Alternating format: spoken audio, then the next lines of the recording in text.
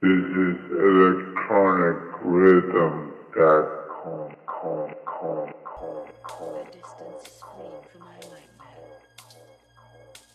All right, everyone, welcome back to the Underground Movement Show, presented to you by electronicrhythm.com.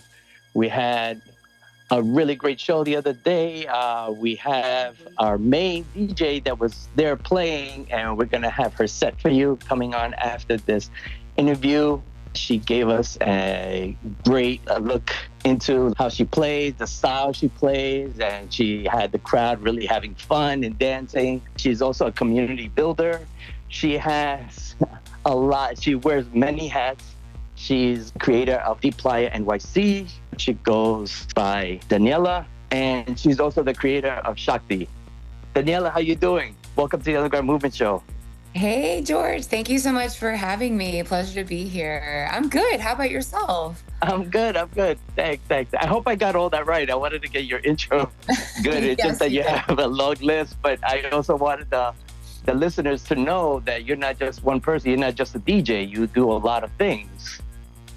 Yes, totally. A lot of, when you're just a creative type, it just kind of comes out in all different ways? Of course, yes, exactly. Your brain just keeps going, and you are like, now I want to do this, now I want to do that. And you want to curate each project perfectly because you just don't want to say, I'm just going to do this and just let it go. No, you want it to come out the best quality that you could create. Oh, So, yeah. right. So let's start from the beginning, since maybe that way we could go into how you started all these different avenues. How'd you get into electronic music?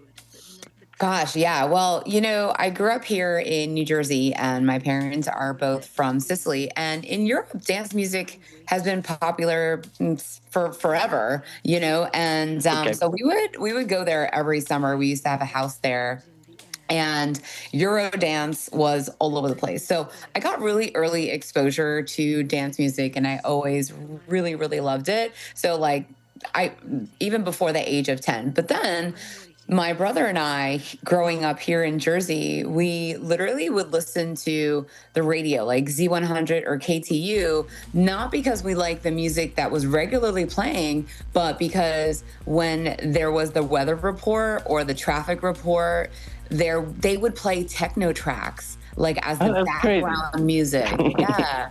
So we would literally record the weather report and the traffic report because we knew they were going to play some banging techno, and we would take the cassette to Sam Goody or whatever and be like, "Hey, can you play this and tell us who this artist is?"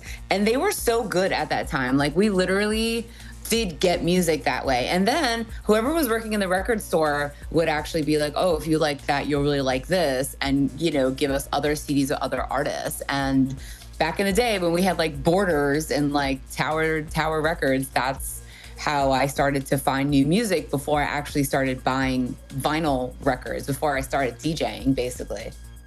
That's crazy because I used to listen to the same radio stations growing up, but I never thought about that. I do now that you mentioned it, I did hear that in the background, but what I would do is listen to it, of course, Friday and Saturday nights when they were live at some club. That's when I would record it and edit out from cassette to cassette, like the Yeah, commercials, and then take them out and play for friends. Because that's kind of like before I had equipment. That's how you would do it. So, a hundred but percent. that was another way to do it. That's amazing. We try to find new music somehow when we were kids. That's We awesome. had to do it somehow. I mean, like, we weren't old enough to actually go to the clubs and talk to the DJs. We had to go Right. to the stores and talk to people. And that was really cool working. Like, after college, I actually started working at Satellite Records on the Bowery. And at the time, it was the largest independent dance music record store in the whole country. And this is like the early 2000s. And now it's the new museum. It's right at the corner where like the Whole Foods is. And so you Oh, really have to like talk to people that worked in the record store, and we would pull records for people, be like, okay, what kind of music you're into, whatever, because we would really curate. A lot of times I was working like the register. I wasn't so much like in the back, but people, will constantly ask me about different types of music or different artists. So it was really cool to be able to do that. and also just being there. I remember going. Of course, I've shopped at record store. You know, I like. There were so many record stores in New York. You had to. I felt that like you went to one store. Some of them had the same records because they were big and they got the delivery in that week, and everyone had it. But there were other records that you couldn't find on each store. But when you're working there at the store, they would play music constantly in the background, and then you would hear like, "Hey, what is that?" You know, and you must have been catching all of those good things. Oh all yeah, those good 100%, all the time. It was just constant, amazing exposure. Also, just like a lot of differing tastes, right? So I was able to get outside of because I really grew up and I fell in love like as a teenager early on with like trance music and like Paul Van Dyke. We're going to see them as well as, of course, Sasha and Digweed at Twilo, Jonathan Peters at Sound Factory, like you name it. I remember seeing Tiesto, his debut in New York at Limelight, whenever that was, 98 or something like that. Right. And, but working in the record store really gave me a lot of exposure to all sorts of different genres of music. And so like the people I work with, they would make fun of me because I like trance music. But I feel like, back then trance was the gateway genre, and now it's actually more EDM. Like EDM wasn't a thing. Like, oh no, that came out later. They needed to compartmentalize the music, so that became like the genre for people that were, that's dance music. That's the unta music. That's what they used to call it. Yeah, it's so weird because I think of like there's this really big separation of in our world there's dance music and there's EDM. Yeah. And we don't like to, when people say, I like EDM, I'm like, whoa, wait a second, hold on. Because it really means two different things. And some people are like, no, it's all dance music. But this is actually a really fierce, like, aesthetic debate because we don't like EDM at all, And for us, that's like basically poppy crap, music. It's like watered down music. Gateway. Yes. Yeah. No. That's how you start. You find these new, and I don't even think back then there were, how do I say, like Carl Cox.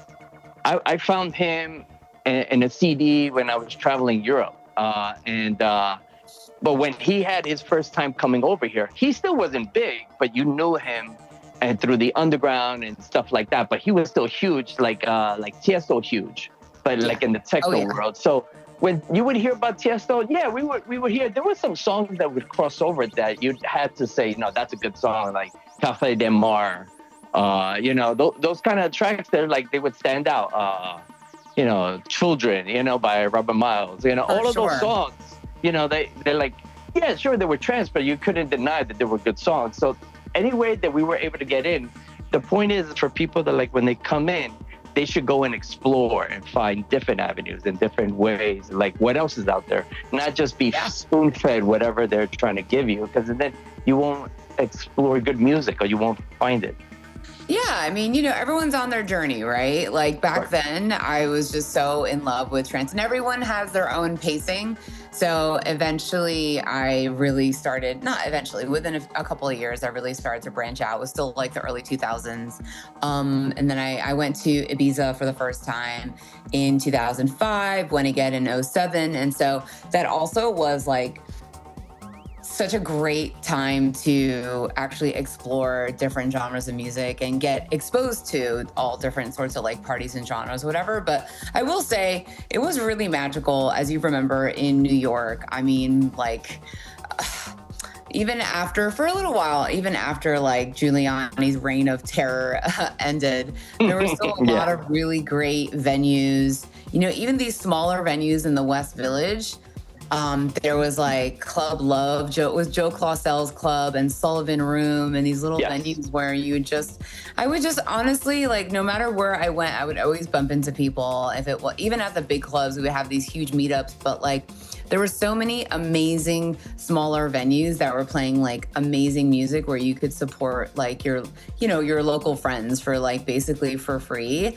Back when we used to go out in Manhattan, before Brooklyn had anything, which was really interesting. We never Brooklyn went out came in out. Brooklyn. Yeah, no. It started in Williamsburg. I remember little by little there was like some small spots because Yeah, what happened when you were talking about the Giuliani, more people might not understand. He was the mayor, and at that time, he wanted dance music to stop. Like, you would go to a bar, and the DJ would play music, and you'd start moving around, and the security guard would tap you in the shoulder. Sorry, no dancing. It's Yeah. kind of like weird. It's like, so It what was do a you do? literal footloose situation because of the outdated, the obsolete cabaret laws, which Yes. now, for the most part, we've managed to. I say we, but a lot of people, not myself. I've not at like community board meetings, but people like Greg Miller, who No, but we were started there supporting it. Yeah, we were who definitely started there. the dance parade, and he really has taken up the helm to fight these cabaret laws, because most of New York up until recently was zoned for residential, and there was some law within that said like you cannot dance basically in these areas, and it ended up being like 80% of New York. So there was a bunch of other like laws that made it really difficult. So like, for whatever reason, I mean, it was a lot of things. On a federal level, you had people like Joe Biden, actually, as a senator, who passed it was like the Rave Act, and that started a lot of crackdowns across the country in the name of, getting rid of illegal drugs and keeping people safe. But it ended up more so just being punishment rather than actually helping anyone, because everyone knows that like you're never going to keep the party drugs out of the party scene. And we've seen a lot of really amazing examples of different countries who have decriminalized drugs and actually make it safer for people. And we have all these wonderful organizations like Dance Safe, where they'll do pop-ups at like festivals and whatnot, so you can get reagent kits and test your psychedelics and test your party drugs. And the fact is that like, these drugs were, not to get into a whole conversation about this, but like very quickly, like things like MDMA were originally developed for therapy. Then it got into like the party scene, right? Because they realized it was a really amazing heart-opening drug. Medicine. And then now we're living in this renaissance of psychedelic drugs and entheogenic drugs like MDMA. And guess what? They're using them for therapy again. Yeah, yes, exactly. Yeah. Mushrooms. Exactly. LSD, Mushrooms. I was about to say that as well. MDMA. We were so criticized and hated on for so long, and I understand that there are safety issues, of course, but even today, nightlife and raving and clubbing has such a negative stigma. But I can say without a shadow of a doubt, dancing saved my life. I never did psychedelics or party drugs or anything like that until I was much older. I just had the fear of God instilled in me, and there was some addiction in my family. But raving saved my life, because it's just like that, just like the song, like not everyone understands house music, it's a spiritual thing, a totally. body thing, a soul thing, a soul definitely. thing. Yeah. And it really is our church. It really is our religion. And you think about it in a ritualistic way. There's repetitive music, there's smoke, there's lights. And you actually do see this in different religions and in different forms. And a lot of religions also do use different types of like sacraments, if you will. And if you go to like ancient not mythology, but ancient texts, like there's now confirmed research on the ancient Greeks that were practicing early Christianity, that were actually using basically an element that you find in LSD, basically. And that was part of their religious practice. It makes sense.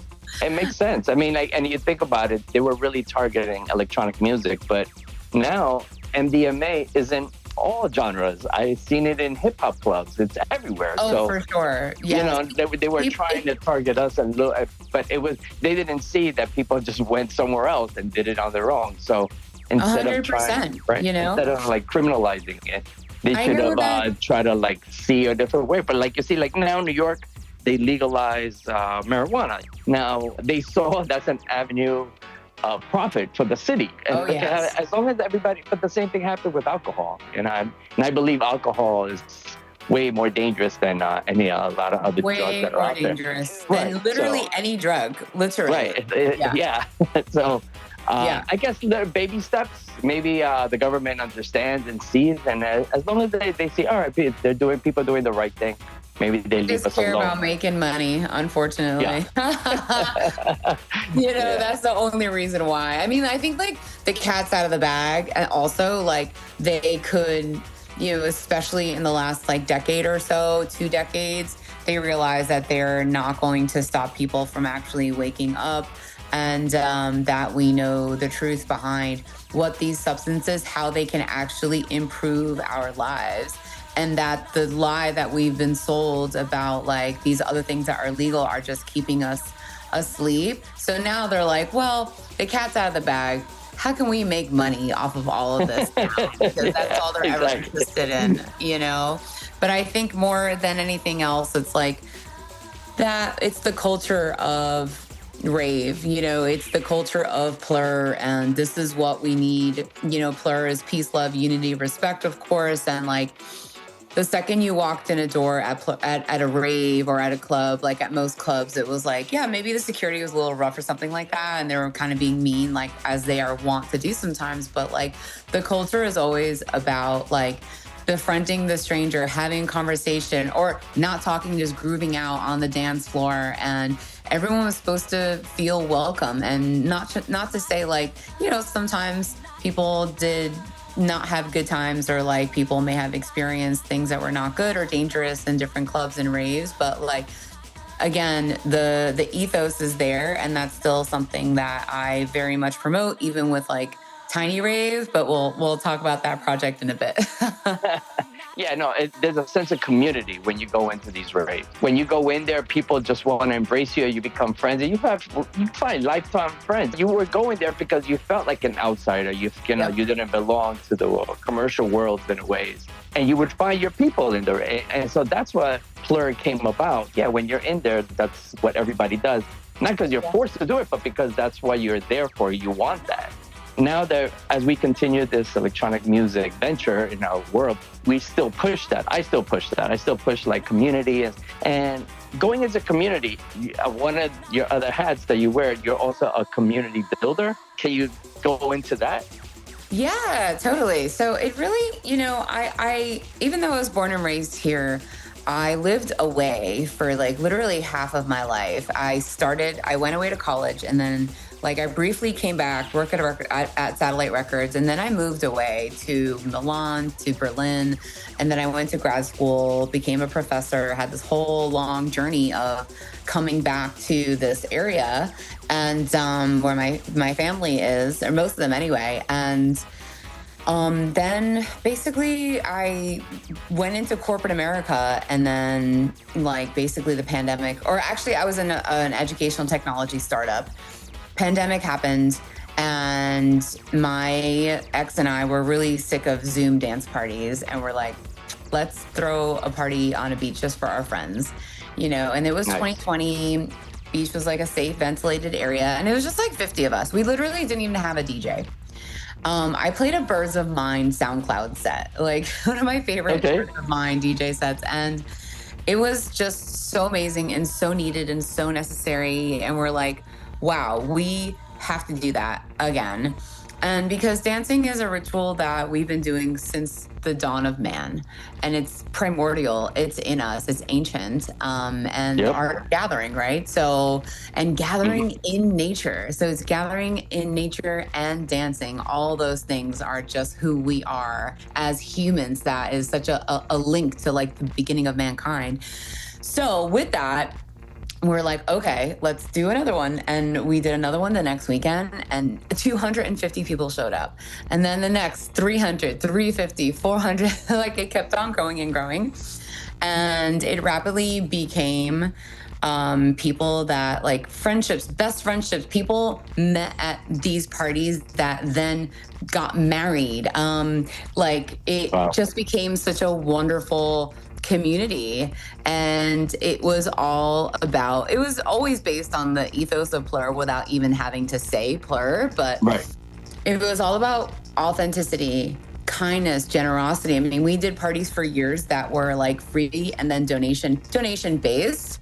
And everything that we built, like me and my crew, it was all from these donations. Eventually we did sell tickets to our events because the productions became so big, but people knew that it was like the friendliest, most family, wholesome vibe that you could find at any party. And part of it is because this whole vision was like my inner child come to life, and I was always, still am, obsessed with the moon and the ocean. And this grew into like parties that would have 1,000 people easily. And I would make things appear at sunrise, like a 14-foot trampoline would appear at sunrise, or a 6-foot beach ball, or like a slip and slide that would go into the ocean. And it was all just like, these are the things that I loved as a kid and still love as an adult. And you're getting lasers and cryo cannons and 6-point sound and like, insane production. I mean, it would take us like a 16-foot box truck full to the gills just to produce these parties, which were secret parties at night, like overnight in New York City. And somehow we never got in trouble. But it was That's like, great. Imagine just like a rave, but it's like a family picnic and people are bringing coolers and food and setting up snack stations and Reiki stations. And it was literally the best. And I really think that, if you can take out the seriousness of partying and you can make it about rediscovering your inner child and have amazing music, that's just like the recipe for an incredible community and party series. Yeah, no, it sounds like you made a dream come to life with the stars, and then you're playing and you're by the water.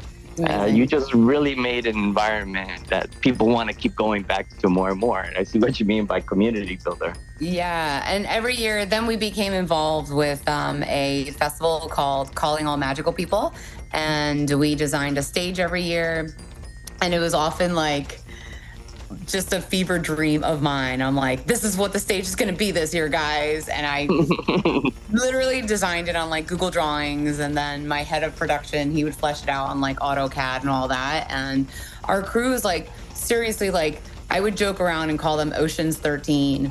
We had one of the senior lighting designers from the Sphere was part of our crew. We had an electrical engineer that would literally make fireproofers. Like he made a 40-foot firepoofer, like have the video proof. It's like we had insane talent on our team.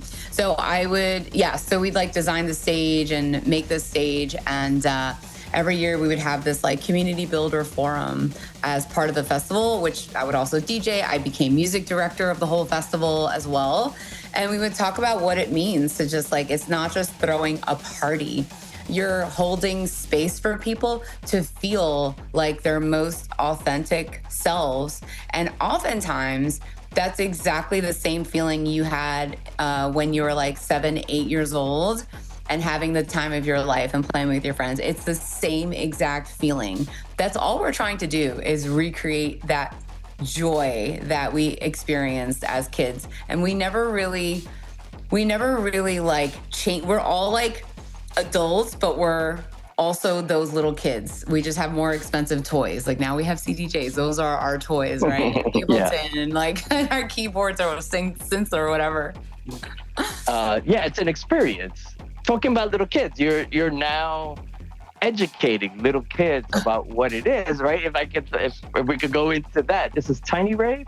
Yes. So this is like really a dream come true for me. I had thought about this a while ago. And it's funny, when you write down your dreams and maybe you forget about them for a while, like this one, and then suddenly, like years later, you realize, oh, it's actually happening. I forgot about it. And the universe is like, yes, bitch, because I only know 2 different responses. Yes or yes, but not right now. So everything is happening. So basically, a friend of mine who is one of the co-owners of Bogart House, which is a beautiful venue here in Brooklyn, approached me with this idea about throwing like a proper party, a safe party for parents and their children. And I was like, oh my God, this is like a dream come true, like a legit kid disco. And I also have Function One sound, by the way. It's like a legit venue. Yeah. And so I just ran with it. He's like, you're the perfect person. I want you to run with this. This can be your baby. I do not have kids, by the way. Like, I feel like my creations and my music production, all these companies are like my babies. So yeah, we're in, it's a couple of things. It's like, you know, parents who don't go out partying anymore, they can come to this party with their kids. It's only 90 minutes. So it's 90-minute slots, right? I'm DJing. We're playing real classics, house and techno, rave classics with the best of modern dance music at a safe level for your kids' ears, while roving entertainers will have a vendor marketplace. And basically you get to re-experience those amazing core memories, but now like make those also with your children. So, and I think like, for me, I'm just like, I don't think that we need all these like nursery rhyme remixes or kids bop. I think kids deserve the real thing. And I'm like, let's give them the real experience and let's help instill the values of Plur to the next generation, because this is really what the world needs right now. And if they can feel that in a lived experience, what better than that can we offer the world, you know? What you're doing is such a great way for the little ones to see this is doable or this is a reality when they're young. And then they're gonna take that idea and then when they're in their early 20s and when it's time for them to do productions and events, they're gonna come up with some crazier ideas, because you might not think you're planting the seed to something that in the future they'll be like, oh no, we gotta make it bigger than that. They're not gonna do the exact same thing. They're gonna wanna take that idea and help it grow, create something. Yeah. And you're part of that. And you're like one of the people that are doing it. And that's amazing, I think. Like later on, people are gonna see it more and more like, oh, you were Tiny Ray, me too, when I was a kid. Talk about it, if I was a kid there. Yeah, I want this to grow into a community. Ideally, I want families to be able to come. There's different themes, by the way, for the different tiny raves that we're planning on doing. But it's like, I want families ideally to come to these parties and find other families that they can befriend, right? I want them to be like, come to this party, like, oh, these are my people. We need community more than ever, especially in this country and what's happening, not to be political, but I do think we know that dance music and techno, this is all political, right? If you look at the roots of dance music, it was people who felt, particularly people of color, who were marginalized, who felt like they did not have a safe place. Many of them still don't have a safe place. So they gathered and danced. They let it out. And so even if you look back to David Mancuso's loft parties, he started those as rent parties. And February 14th, 1970, he's deceased now. He dropped out of the physical, but those parties still live on. And his loft parties were a safe place in a time in New York where it was super dangerous. First of all, in New York, but you had gay rights, civil rights, women's rights, Vietnam War protests going on. And people were like, the world was like, this country was like blowing up. And so he provided a safe place for people to authentically express themselves. That is the culture of rave right there. And if you look back to club culture, like the physical structures of clubs, he was the first one. This was before clubs were even a thing. So people of color, particularly Black people, invented dance music. House music and techno were invented by Black people. But if you could point back to like the actual structure of a club itself, that was David Mancuso. Yeah, I love what he was doing back then, all those early disco events. And what I loved about David Mancuso is he wasn't mixing. He was playing one song, let the whole song play. So it was an appreciation to the music. And then the next song would come on, the whole song. And that's how a lot of these huge, amazing disco songs came out. And you learned about these crazy artists. So the love parties, do you know if they're still going on? Yes, I became this is like the holy grail of partying. People do not understand. It is the longest running dance party in the history of the freaking world. Wow. And to make it to this party, is so amazing and so wonderful. And you literally receive a paper invite in the mail. You pay by paper check, okay? And there's no social media, there's no nothing. And it is like a family reunion, like someone just got married, like it's amazing music, amazing sound. Everyone is so friendly. There's a full buffet. I mean, it is so beautiful. It's still in Manhattan. It happens 5 times a year only. And, it's kind of like the gold standard for the most unpretentious, beautiful dance party that there is. And in 2019, just a few months before lockdown happened, I was at a house party in Ridgewood, Queens, and I was in the kitchen talking to someone. And I basically, just to give you the kind of context here, I was reading lots of books and articles and magazines all about like dance music when I was a kid. I mean, I was a teenager, 14, 15, and I had known about David Mancuso at like 14 years old. And I always felt this kinship with him. I was always like, why do I feel like I know this person? And I could not understand it because I wasn't even like a huge fan of disco at that time in my life, either. And I'm like, whatever, he's from New York, I'm from New Jersey, both Italian American, I don't know. And so back to Ridgewood, Queens, I'm at this party talking to this gentleman in the kitchen, and one thing leads to another. We're talking about what we do and dance music and whatever. And he says he has helped to organize this party, that's been a really long standing party. And I'm like, wait a second. I was like, his name is Ernest. And I was like, shut up. I was like, you're Ernest? Like you're talking about the loft parties? You're Ernest? I know who he was. I have literally read interviews about you in magazines and online. Like, are you shitting me? And he immediately made me a member of the Loft. So That's amazing. That's amazing. Yeah, it's so beautiful. And I think like just to tie everything up, it's like, again, with Tiny Rave or with Playa or with like David Mancuso and his parties, like I think we're finally at a time where we can really instill these values in like our crowds and our kids, because we can be open about this stuff. We can be like, hey, this is what it's actually about. There's no reason for this music or our scene, quote unquote, to be stigmatized, because for all of us, we can all categorically say that we're in this scene because it makes us happier. We don't go to escape. We go to connect more deeply with ourselves and with the people in the room. And that's what people don't understand about clubbing or raving or dance music. It's funny. We're you and me, we live in New York. We're surrounded by millions of people every day and everything.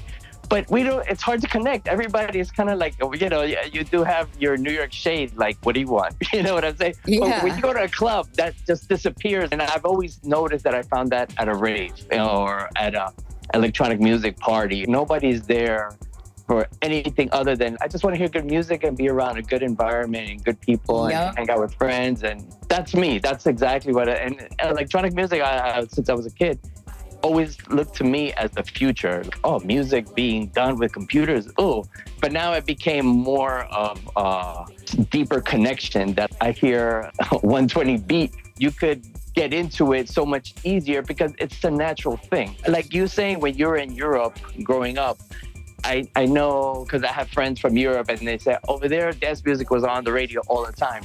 It took so long for that to happen here in the United States. Yes. And now don't you remember waiting? You're like, come on, I can't wait for this to happen in the 90s. And now we're here. It is happening. Yes. It's here. It's finally here. I know. And the kids here, they're very lucky. You're able to catch all these people, especially the internet. You're able to hear somebody's set that was from another country. Back then, we would get like, yo, I got this Belgian cassette from a DJ. We were like, put it on, whatever it was. We were like blown away. We were just floored by all the new sounds and everything. So we're lucky in that sense now that we could connect. But now what you're doing and like the Loft and all that stuff, kind of putting it out in a proper way. So when people do go, it's not like I'm just going to a rave or a party. No, you're going to an experience. And that's hopefully going to lead into better experiences in future events. Yes, 100%. And the one thing I will say is that there are few parties that are trying to do this. However, with David Mancuso, one thing that many people don't know about him is that he grew up in an orphanage. And he then moved in Utica in upstate New York, and then he moved down to New York City. He was like, I'm gonna make my life there, and he started doing these loft parties, which are rent parties, by the way. He paid, a lot of people did this. He paid his rent with those parties, and then basically, like a year or two doing these parties, he got back in touch. Someone from his orphanage got back in touch with him, and they were having a phone conversation, and this person was like, David, do you remember like our time at the orphanage? And he's like, not really, and he was like, well, don't you remember Sister Alicia? Every Saturday she would put on records for us and blow up tons of balloons and put little toys inside the balloons for us, and we would have a dance party. And he was like, holy shit, I have been recreating my childhood with the loft parties. He literally, that's literally the design. Like, still, every loft party follows the template that he created. The whole ceiling is covered in balloons, right? And they used to put little toys in, they don't anymore. But that's part of the design. And there's a lot more that I can go into, but like, he was recreating his childhood. You're experiencing David's childhood when you go to his party, just like when you came to Deep Playa, you were experiencing my childhood. Right, exactly. So that's how you're creating these new events and like the tiny rave and stuff. One day people are going to be trying to recreate their childhood with this. Yes. So you're planting an amazing seed. That's such a good energy that you're giving out into the world. That's what it's about, right? Yeah. Raise the collective vibration, raise the frequency, but you have to be the change that you want to see in the world. And I get down on myself, and even this morning I was having some worries and anxieties, ticket sales and this and that, and I'm like, okay, can't worry about that. Anxiety is about the future. Come back to like the present moment. Stay present. And the universe is on your side, I feel. It's like, always. If you give out great stuff to the universe wants to take care of their own. You are also I saw you have like a mix series when it comes to, how do I say? I really don't know how to describe it, but I kind of saw it on your IG. Something about like depending. Okay, can you go explain? Because I don't want to come out the wrong way. Okay. I'm always, just like we were talking about earlier, when you're creative in so many different ways. Like, you cannot stop creating. So I do like design stages. I do product innovation. I really find ways that are interesting to kind of marry and join the different ideas I have with music, whether it's music production. But then I was like, I've been a student of Western astrology for a long time. I recently started to delve into Eastern astrology, and I've also studied Mayan astrology. And I am the sort of person who only in the last like 6-7 years, I started to really delve into spirituality a lot more, and especially with like medicine journeys and having done a lot of psychedelics, and really open myself up to that realm and working with different goddesses, and that have just come to me in different medicine ceremonies. I don't even know who they are when they come to me, and I'm like, wow, this is freaking incredible. Anyway, so not too long ago, I thought about like, what if I could translate or interpret or channel different aspects of people's birth charts into a DJ mix, into music. And then I thought, man, I experience a lot on a personal and on a collective level, because I absorb so much of the collective energy when we're going through major astrological transits, like full moons. I will always sleep less on a full moon, which is actually backed by science. People traditionally sleep a little bit less on full moons. That's why it makes sense. I'm sorry to cut you off right there, but yeah, the last couple of nights there's been like a full moon. I'm like, what? Why did I get up so early? Yes, it's a thing. It's backed by science. Right. So I thought about like, hey, all these different astrological transits have archetypal energies, like the full moons and the Capricorn and the different zodiac signs and the different planets. They have archetypal energies. But when they're meeting in the sky for these different transits, then they form a different type of energy on top of that. So with these different transits, so we just had a full moon in Capricorn the same day that Mercury retrograde in Cancer started, and there's a bunch of other stuff going on. But I basically felt into the energies of that and what I was feeling personally, and I channeled that into a DJ mix. And this is becoming a ritual series, meaning like I'm producing these DJ mixes. I'm going to offer this as a monthly series, hopefully at this venue called Honey's, which is in Brooklyn, starting in the fall. They have a custom sound system. It's just a beautiful space.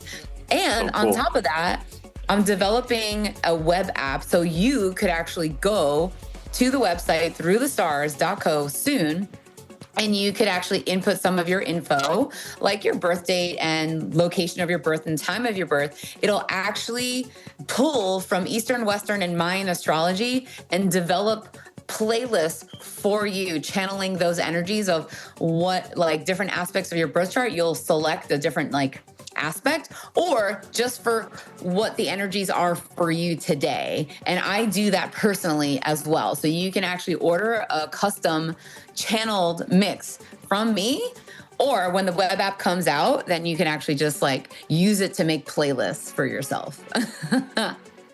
That's amazing. If anyone says that, what does this girl do?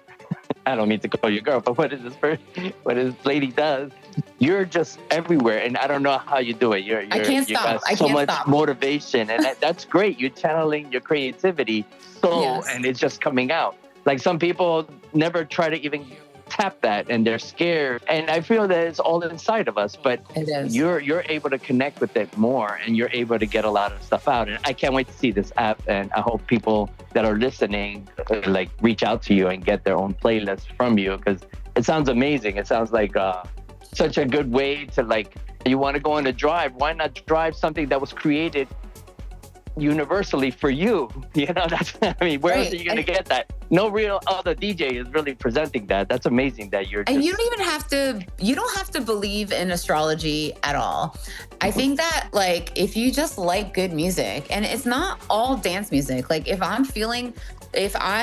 about being seen. Like, if you send me your information, you put in the website, whatever, like your birth chart information, I'm going to feel into the energy of that. I'm going to read about your birth chart, and I'll be like, wow, there's some heavy energies that George is going through. I'm not going to put together a mix that's like all this happy music. No, it's about being seen, right? And then translating that into sound. And for me, my superpower is range. I have a record collection that I think is pretty stunning, just in terms of the range of music. I literally have like psychedelic music from India in the 60s. I have Brazilian samba. I have indie folk music. It doesn't just span, I don't get to play a lot of this stuff out, which is why I'm starting that ritual series, at a venue, so I can go the full range. But I'm typically playing, dance like parties. Like I'm actually opening for Nick Warren on July 5th. I'm obviously gonna play more prog house and daytime, dance music. I can't whip out Brazilian samba, and, like, maybe I could actually, but you know what I mean? Yeah, totally. So I'm giving myself the platform to connect with other people energetically and be able to really delve into how I can find music that appropriately suits and fits the energies that your birth chart and you are communicating to me in this time of your life or whatever. That's insane. That's like so next level.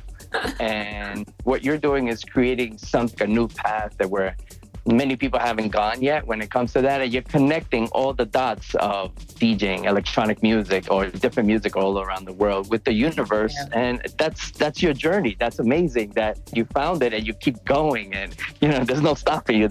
I'm just believing, and just like keeping on going. And we're living in this human body, and sometimes you're like, we all worry about this and the bills and that and health and all that stuff, but I just keep locking into my soul's purpose, knowing that I'm here doing what I was meant to do on this planet in this lifetime.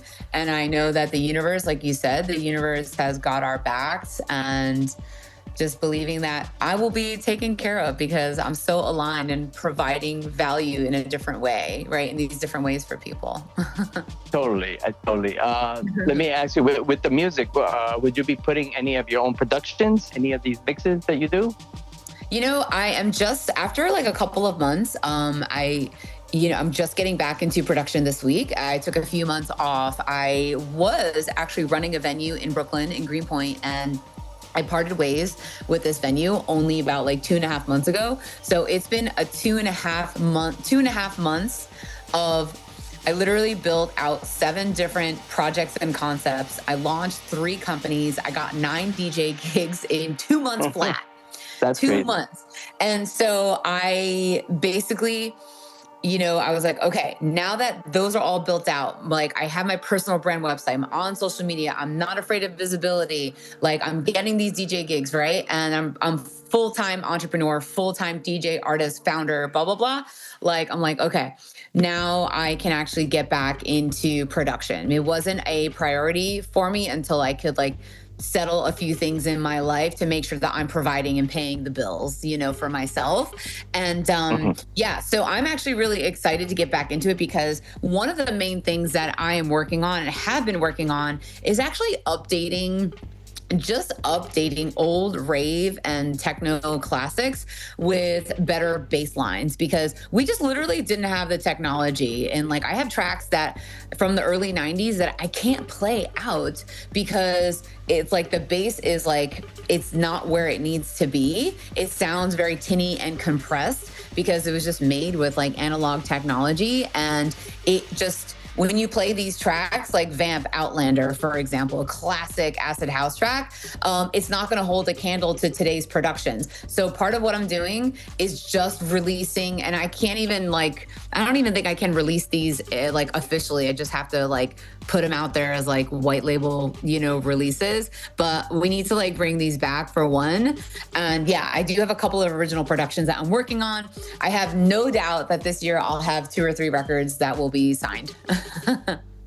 That's amazing. Those ones that you're talking about, the bootlegs and everything, you just put them bootlegs on SoundCloud. They blow up, and 100%. You could give them as free downloads, or people want to give you money. I do agree on that. A lot of these old rave songs, they didn't have the know-how of sidechaining stuff. Sidechaining came in later, where they, so if you think about the bass and the kick, they knew like when they were playing at the same time, they were maxing out the level. So they didn't understand that they could take away some of the volume in the bass to make it sound thicker and pump. I totally understand. There's amazing. And you could even rework the arrangement a little, because those people that were producing back then, which I wasn't back then, back then equipment was so insane, and I come from we didn't have a lot of money, so if I was even to get a little Casio keyboard, I was so amazed, And back then the equipment was so expensive, so when people were creating music at that point, they would come up with the sound and come up with the loop,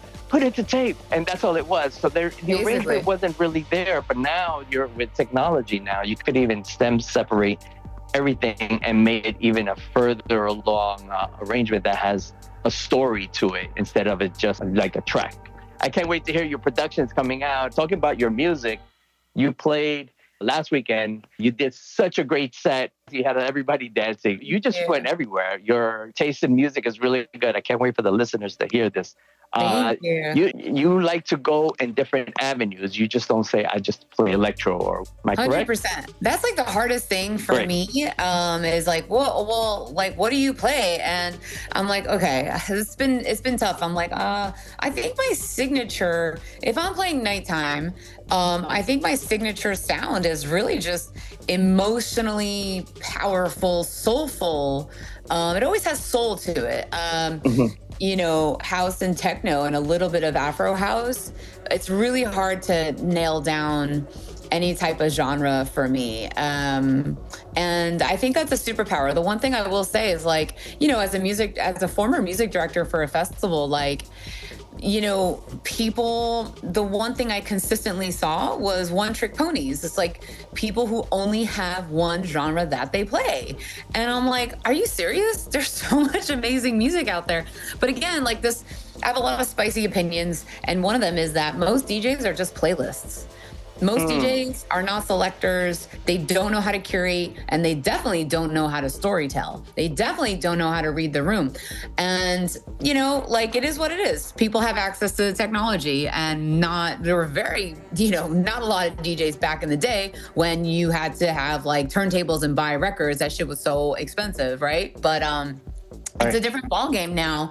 And I think that, like, not that anyone asked, but, one piece of advice for DJs is just like, explore, discover, experiment, live, but most of all, practice. Like DJs don't practice a lot of times because they just want the glory of the performance. And I'm like, well, you're not practicing deep listening. And deep listening is how you actually curate your own aesthetic and your own taste. And I guarantee you, if you're not having deep listening sessions with yourself and the music on high quality sound or in your headphones, you're a shitty DJ. I don't care what anyone has to say. Like, I back you up on that. I'm sorry. I don't care if someone's listening like, what? No. I got Daniela's back on that because you know what? We've been doing this for a long time, like 20 years plus, it could even be more. But my point is that we appreciate it, we respect it. And when you play out, you have to read the room. You can't be playing super hard techno to like two people that just got there. Exactly. And what I love about electronic music, which I don't think in other genres is like that, is you could play a song that came out in the 90s, and to somebody that's never heard it, it's brand new. But while you go to other genres, you'll know the classics. If cover band starts playing, you'll know, oh, I know that song. Sure, they'll play it differently, like a remix. But with electronic music, you discover music, and you're like, what is that? Oh, that came out in this year, that came out in that year. And that goes back to what you're saying is dig, explore, listen, find more stuff, because you'll find there's a bigger, wider library out there for DJs to play. I play like you. I go through everything. I can't pigeonhole myself to like one genre. It depends on what's going on or what's happening. Or I see somebody likes this and you have fun with it. And I think that those are the best DJs because you never know where they're going to go. You said you have these people that just play one genre. All right, I know it's techno time or whatever. What if you're not in the mood for that? But when you're ready for an experience, those DJs like yourself, those are the ones that I can't wait to see what she plays next, because you're not on the road to predictability, which is great. Yeah, and I think about like when you really understand how to read energy and read a room, it really is a divine dance because you are responding to the energy, but you're also, it's like you're leading and then you're following. You're leading and then you're following. Mm-hmm. So you're in direct communication with the crowd, but you also want to give the crowd something that they didn't know they wanted to hear, right? Like, wow, that is something, right? Whether it's like a surprise transition or a different type of really amazing, unique track or whatever, like experiment, I think that's really, really important. That's what not a lot of DJs are wanting to do. And I also think it's like, a lot of it is DJing. There's like the 80-20 rule, right? So like 80% of I think it's called the Pareto principle actually. And it's like 80% of the results come from 20% of the work. But when DJing, that is not true. Like it does not apply because DJing is like 99% prep, right? From practicing, getting new music, putting your crates together, cleaning it up, fucking putting your your memory cues. It's like insane. And it's 1% performance. And it's extremely solitary. You have to really, if you really want to be a DJ, you have to love to be alone. You need to be by your fucking self with your headphones on in your record box forever, So, and I actually low key think that this is one reason of a few reasons. I mean, there's a lot of like male domination in this field, but I also think like women are so communally oriented. Many of us are not lone wolves. Like I happen to be a lone wolf, but like, that's part of the reason why you don't see as many female DJs even today, because we're so not solitary creatures, Okay. Yeah, I'm all about equality. It doesn't matter, because if you're good, it doesn't matter who's back Right. there. You know what I mean? If the person Yeah. is good, the person is good.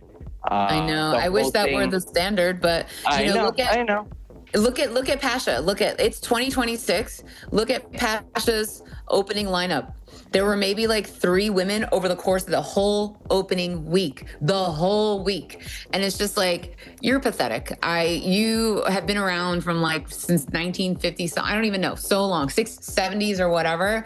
And literally only a year ago, they named their first female resident DJ. It was Blondish. They never had a female resident DJ because they're super sexist and misogynist. So, I want to support. I didn't know that. Yeah, it fucking sucks. Like, it's just like, come on, man, get with the program.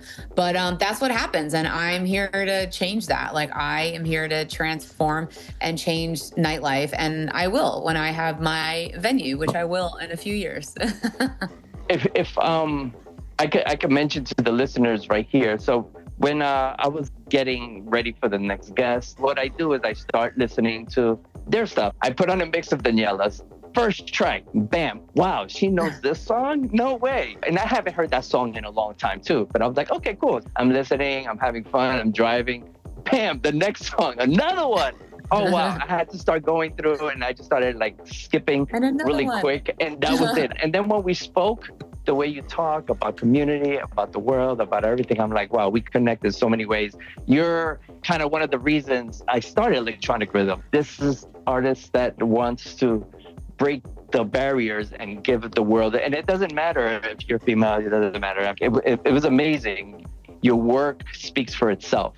And I'm hoping that people hear it when they hear your mix. And going on forward, you guys have to follow her. You guys have to get to know more about her. Anything else coming up that I maybe I didn't cover? Are you probably? Oh man, thank you. Thank you for all those kind words. Yeah, true. We got the show on Sunday with Nick Warren, daytime party, outdoors, come through. I'll be on from 2 to 4. That's Sunday, July 5th. Then I'm playing at Unveiled, which is a club in Williamsburg in the basement of the William Vale Hotel on Thursday for a party called Thursdays Are Casual. And that's like a 9 to 1 a.m. party since it's a weeknight. And then we got, so that's July 9th. And then July 19th is the launch of Tiny Rave. So it's tinyrave.co. Sign up for the email list, or just, you can follow me on Instagram. It's Daniela_Starcat. We're going to have all her links. Daniela, I really appreciate this interview. It's so amazing. We got to know more about you, more what makes you work. And, actually, the universe makes you work, but I mean, like, more what you're doing and your avenues of creativity. Thank you so much. And thank you for what you're doing for the scene, too. We appreciate everything. Thank you for having me on. Such a pleasure to call you my friend now, to collaborate, to be on your podcast. Yes, exactly. I really appreciate it. Thank you. We're hoping that we'll be able to collaborate with more stuff in the future. We got a lot of plans, a lot of things coming up in the future. Daniela is on our side. We have Ondas. He's around. We got other people that want to do a lot of stuff. We all want to give great music to the world, great environment, great experiences for everyone. We hope you guys join us, and we'll be in touch again. Stay tuned for Daniela's mix. Daniela, thanks again. Have a great day. Thank you. Bye. This is electronicrhythm.com.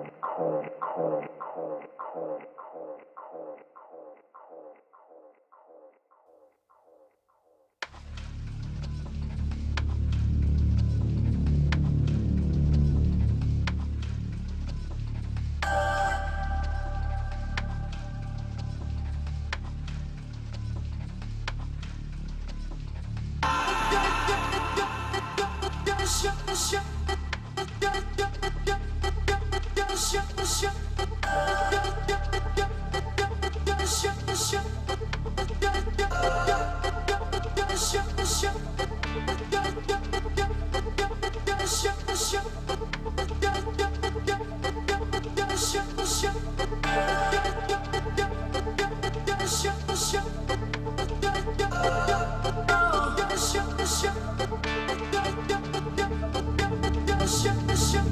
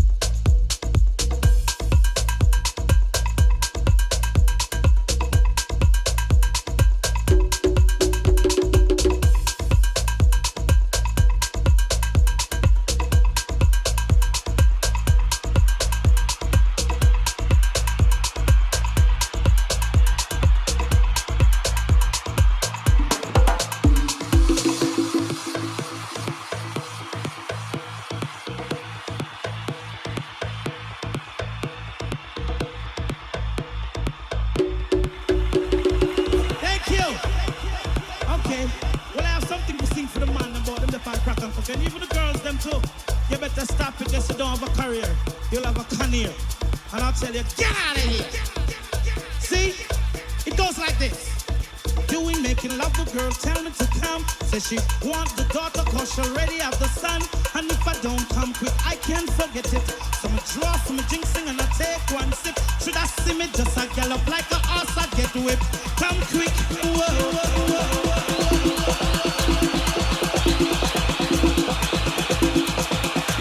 She said you are love, and that's another, although some may change. But no, you will never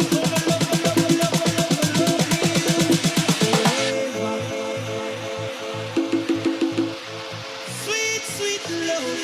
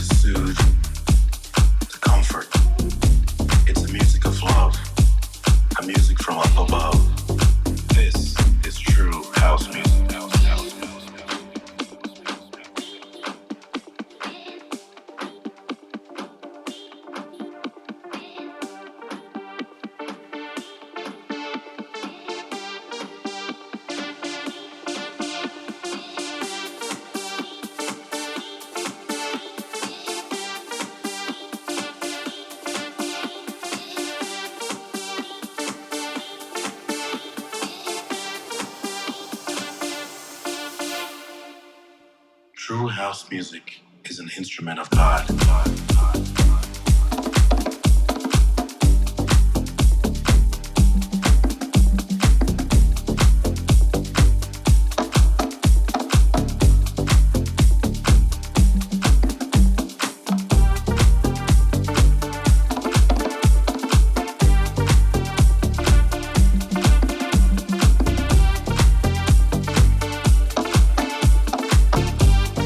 This is true house music.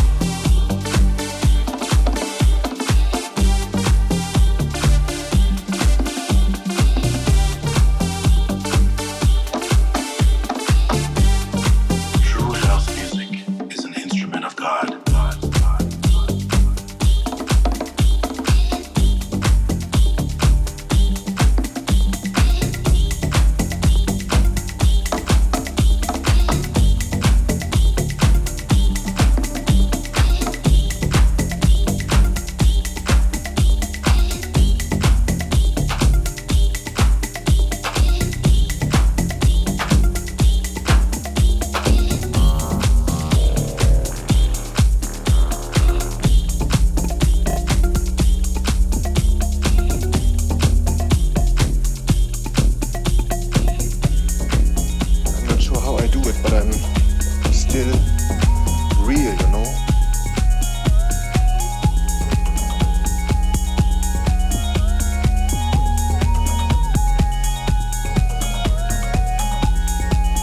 I'm not sure how I do it, but I'm still real, you know?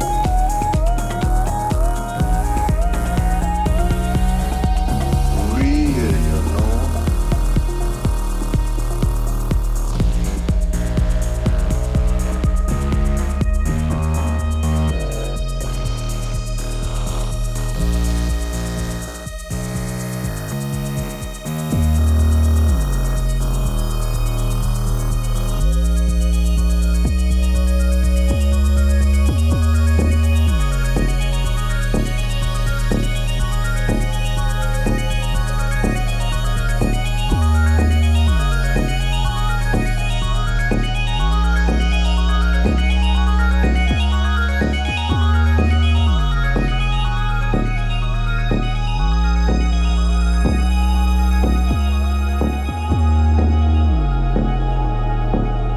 Not sure how I do it. I'm not sure how I do it, but I'm still real, you know?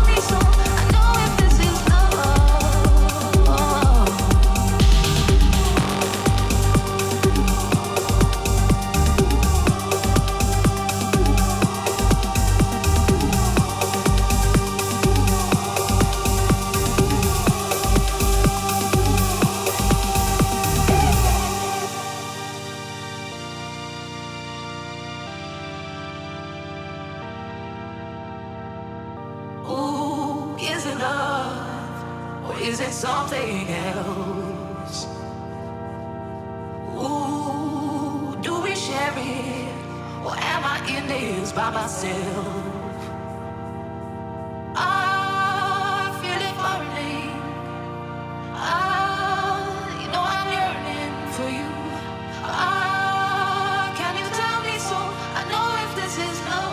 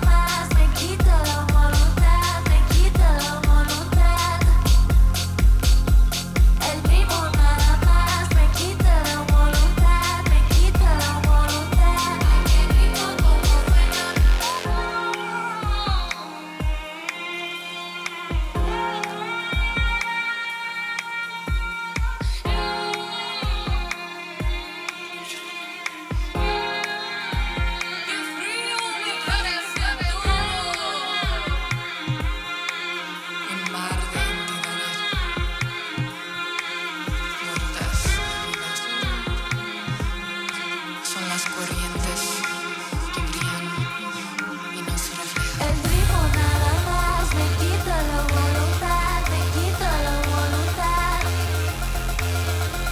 El ritmo nada más me quita la voluntad, me quita la voluntad. Ay, qué rico como quema. El ritmo nada más me quita la voluntad, me quita la voluntad. Ay, qué rico como suena. El ritmo nada más me quita la voluntad, me quita la voluntad. Ay, qué rico como suena. Qué rico como quema. Ay, qué rico como suena. Ay, qué rico como quema. Ay, qué rico como suena. Ay, qué rico como quema. Ay, qué rico como suena. Ay, qué rico como quema. Ay, qué rico como suena.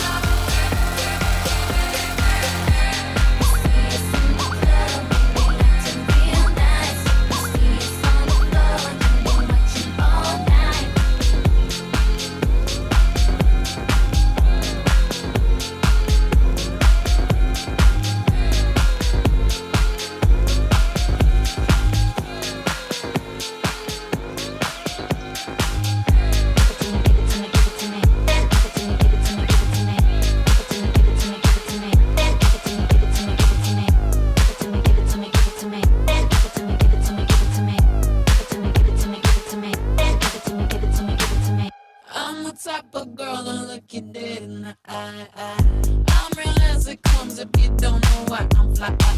I seen you try to switch it up, but girl, you ain't that dude. I'm the Wonder Woman, let me go get my role. I'm a supermodel in Mali, see Mali. Amnesty International got Bangkok to my talk on long. Love my ass and my abs in the video for promiscuous. My style is ridiculous. If you see us in the club, we'll be acting real nice. If you see us on the floor, you'll be watching all night. If you see us in the club, we'll be acting real nice. If you see us on the floor, you'll be watching all night. Give it to me, give it to me, give it to me. Give it to me, give it to me, give it to me. Give it to me, give it to me, give it to me. Give it to me, give it to me, give it to me. Give it to me, give it to me, give it to me. Give it to me, give it to me, give it to me. Give it to me, give it to me, give it to me. When Timbo is in the party, everybody put up their hands. I get a half a meal for my beats, you get a couple grand. Never gon' see the day that I ain't got the upper hand. I'm respected from California, A way down to Japan. I'm a real producer and you just a piano man. Your song don't top the charts, I heard them, I'm not a fan. Niggas talking greasy, I'm the one that gave them their chance. Somebody need to tell them that they can't do it like I can. Give it to me, give it to me, give it to me. Give it to me, give it to me, give it to me. Give it to me, give it to me, give it to me. Give it to me, give it to me, give it to me. Give it to me, give it to me, give it to me. Give it to me, give it to me, give it to me. Give it to me, give it to me, give it to me.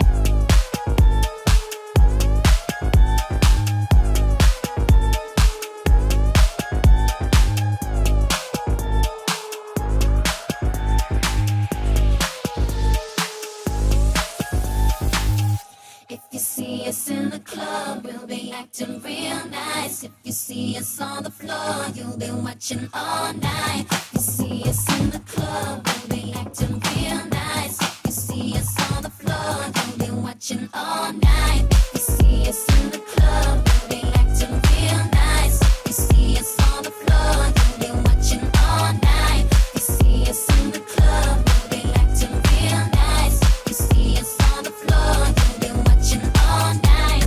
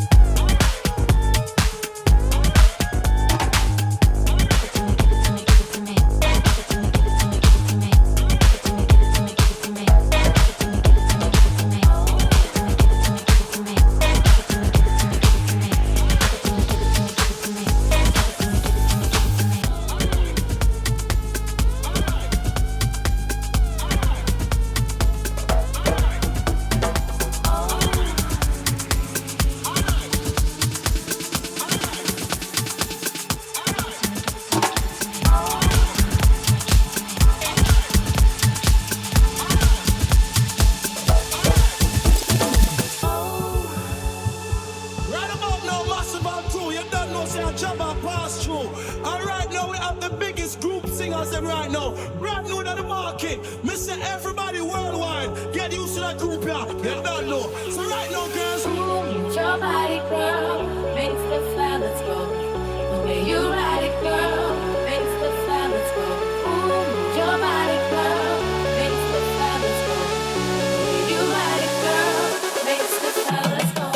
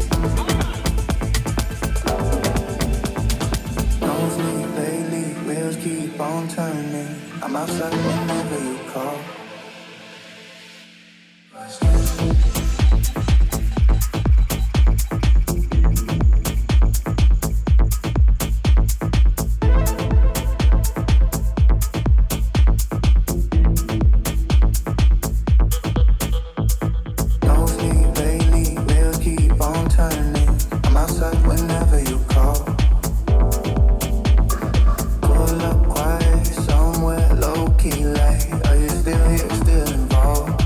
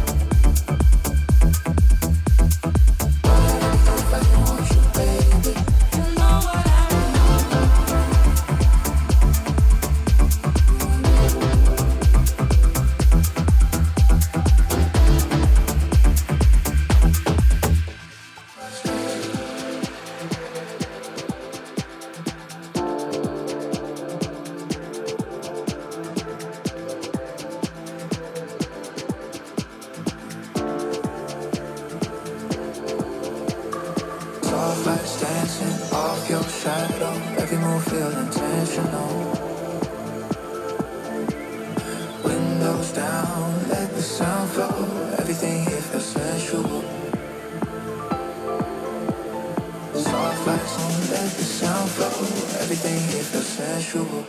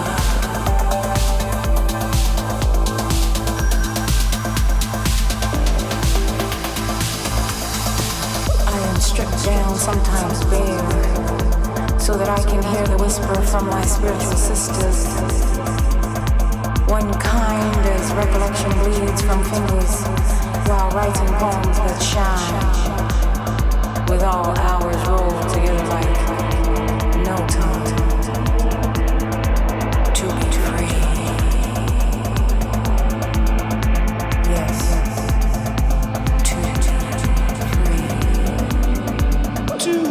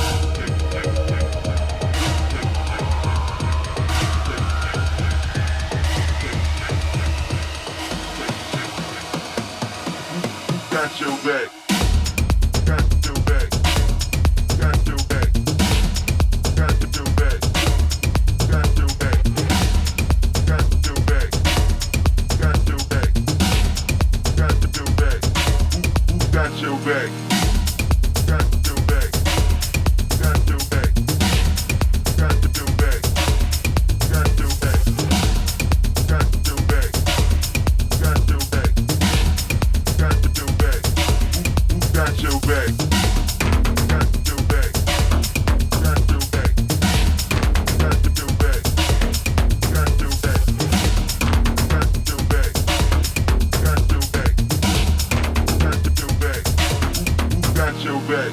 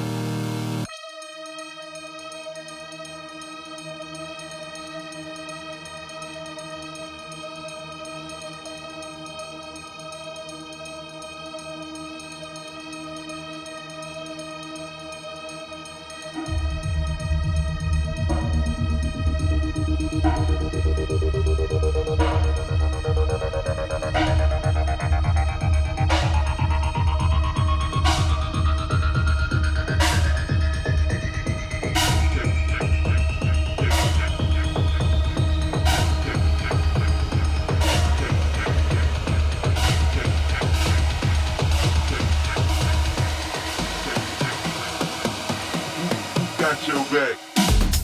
Got your back. Got your back. Got your back. Got your back. Got your back. Got your back. Got your back. Got your back. Got your back. Got your back. Got your back. Got your back. Got your back. Got your back.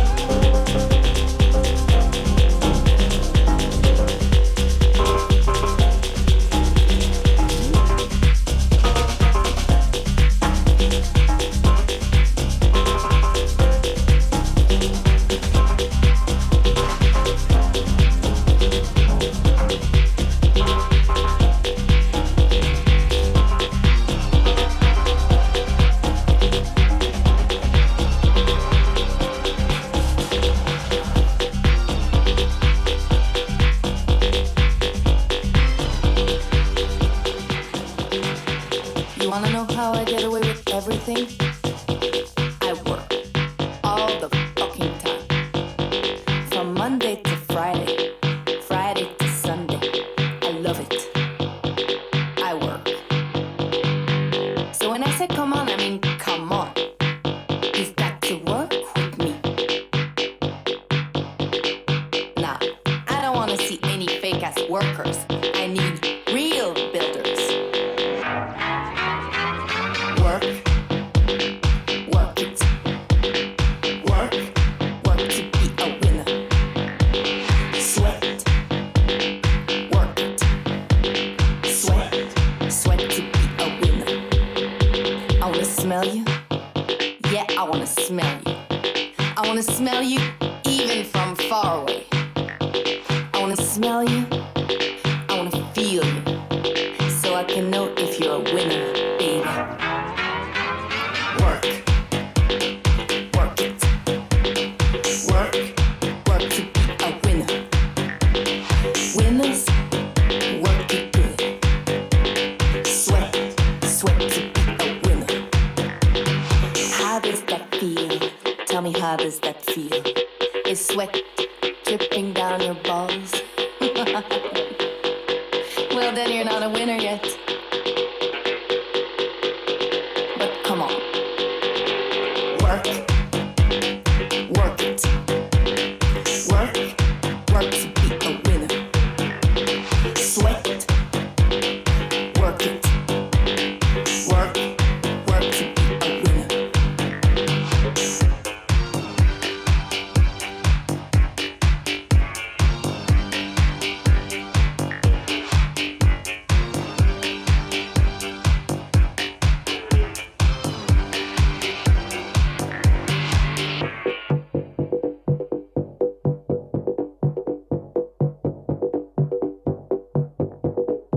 So now that we've got an understanding, I need to explain one last thing to you.